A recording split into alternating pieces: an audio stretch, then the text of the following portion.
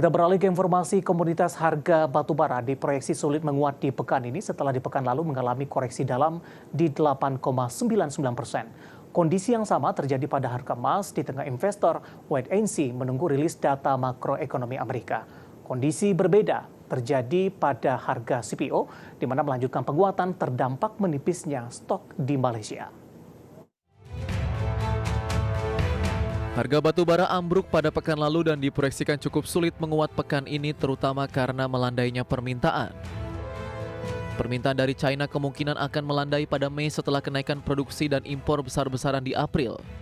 Pada perdagangan terakhir pekan lalu, harga batu bara kontrak Juni di pasar ICE Newcastle ditutup di posisi $168,5 Amerika per ton, turun 0,88%. Harga tersebut adalah yang terendah sejak 11 Januari 2022 dalam 16 bulan terakhir. Dalam sepekan, harga batu bara koreksi dalam 8,99%.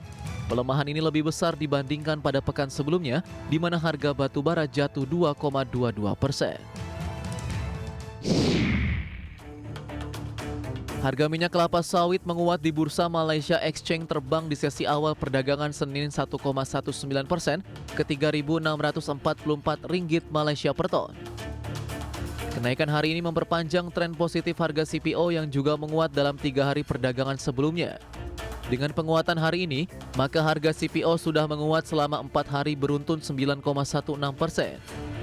Pada perdagangan terakhir pekan lalu, harga CPO sudah melonjak 5,13% menjadi Rp3.601 Malaysia per ton. Lonjakan harga CPO salah satunya dipicu oleh menipisnya pasokan sawit Malaysia di tengah permintaan meningkat. Survei Reuters menunjukkan investor CPO Malaysia akan berada di angka 1,51 juta ton di April 2023, level terendah dalam 11 bulan.